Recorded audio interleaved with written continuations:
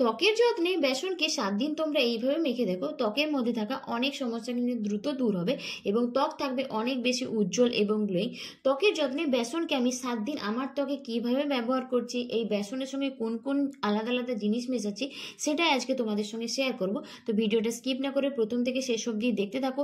আর এই রেমেডিগুলোর মধ্যে যে কোনো একটা রেমেডি তোমরা কন্টিনিউ 7 দিন তোমাদের ত্বকের যত্নে ব্যবহার করে দেখো, দেখবে ত্বকের মধ্যে থাকা অনেক সমস্যা কিন্তু দ্রুত দূর হয়ে যাবে। তো চলো বন্ধুরা, আর বেশি না কথা বলে ঝটপট করে রেমেডিগুলো দেখে নেবে চলো। আর ভিডিওটা ভালো লাগলে অবশ্যই চ্যানেলটিকে সাবস্ক্রাইব করে রেখো, কেমন লাগলো সেটা নিচে অবশ্যই কমেন্টস করে জানিও।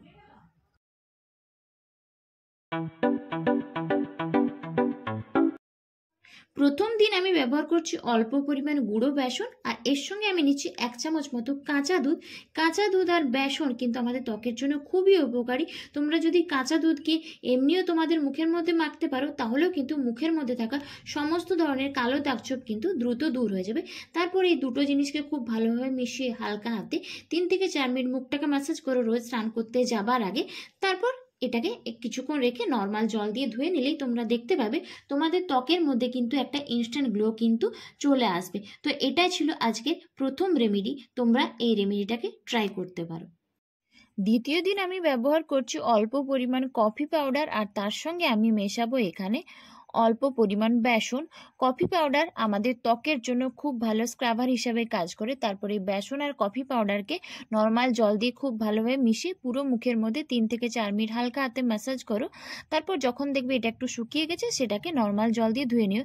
এটা তোমরা ব্যবহার করে দেখো, দেখবে ত্বকের মধ্যে থাকা সমস্ত ধরনের ট্যান, ব্ল্যাকহেডস কিন্তু খুব সহজে দূর হয়ে যাবে। ফেসের সঙ্গে সঙ্গে তোমরা এটা কিন্তু গলাতেও ব্যবহার করতে পারো। তো আমার এটা কিছুক্ষণ রাখা হয়ে গেছে, তারপর আমি এটাকে নর্মাল জল দিয়ে ধুয়ে নিচ্ছি। তো তোমরা দেখতেই পাচ্ছ আমার ত্বকের মধ্যে কিন্তু একটা ইনস্ট্যান্ট গ্লো কিন্তু চলে এসেছে। তৃতীয় দিন আমি ব্যবহার করছি অল্প পরিমাণ বেসন, আর তার সঙ্গে নিচ্ছি 1 চিমটে মতো হলুদের গুঁড়ো।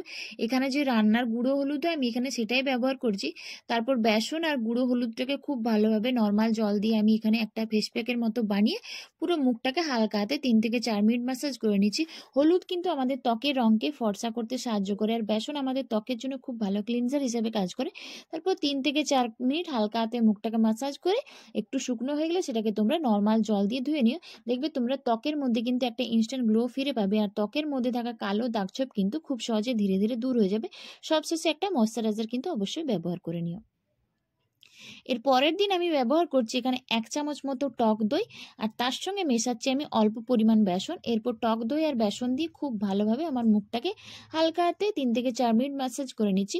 টক দই আমাদের ত্বকের মধ্যে থাকা যে কোনো ধরনের কালো দাগছোপ, সানট্যানকে কিন্তু খুব সহজে দূর করে দেয়।